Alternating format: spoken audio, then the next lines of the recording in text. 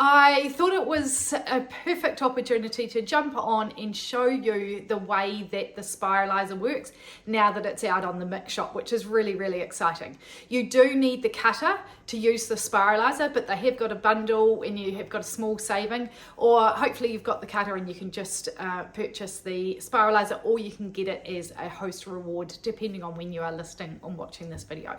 So I keep all of my cutter and Spiraliser and all of the accessories in this little container that I got from Kmart for about $7.50. So it keeps it and it just sits in the pantry.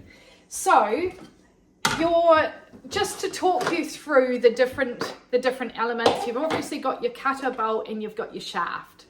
And so you place that into your Thermomix, that sits in there, and what I love so much is that it's your whatever you're grating, slicing, spiralizing goes straight into here, and then your bowl is still clean. So I love that. Then with the Spiraliser, there are two blades. So there's a slicer and there's a grater. Well, it's like this is the noodle Spiraliser.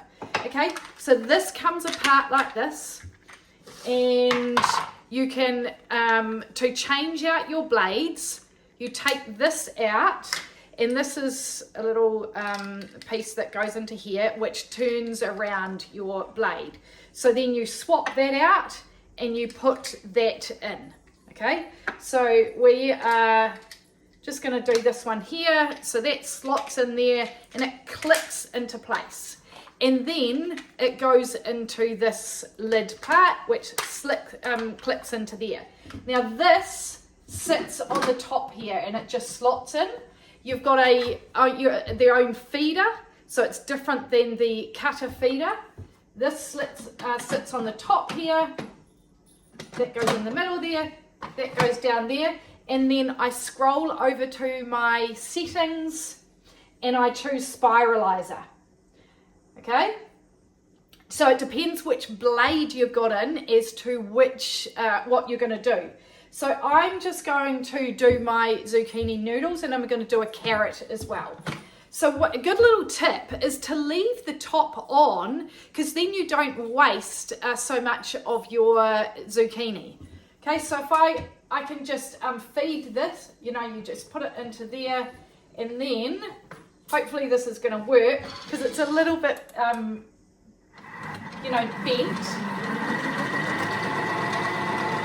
Okay, and you just need a little bit of force to push it down. Okay, then we press stop to stop that working. And if we have got we want to do the same zoodles with carrots, and see that there is very little waste. Whereas if you cut that off, then you've got more waste of your zucchini.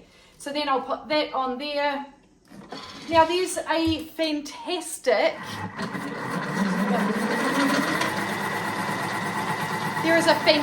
collection. If you go into Cookadoo and put Spiraliser in, there's a fantastic collection in there. And it's got some delicious, delicious recipes in there. Now I'll show you what that looks like. Look at this. It is honestly, I am quite the Spiraliser expert, because I love zoodles, because they are low carb, and that's what I'm all about. I'll just get a plate out.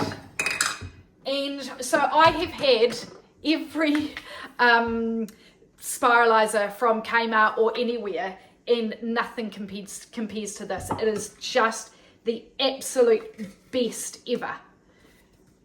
Okay, so look at these beautiful, beautiful. There is a recipe in there in Cookadoo for a salmon dish, and it's got daikon radish, and it's got zucchinis, it's got cucumber and carrots, and it's got a beautiful miso dressing, I think. So that is the Spiraliser. If you wanted to do a potato, so that you can do potato rings on a kebab stick, which you normally buy at the markets for about $11. You can do that. You'll just use the different blade. So you'll swap that over and put the different blade in. So hopefully that gives you a good indication of how the Spiraliser works and fleecing out if you've got any questions. If you want to purchase it, you can go to the Mix shop and put my name down as your consultant if you're not already a customer of mine, or you can, as I said, host a demo, and it is the host reward at the moment, depending on when you're watching this video. Okay, thanks so much.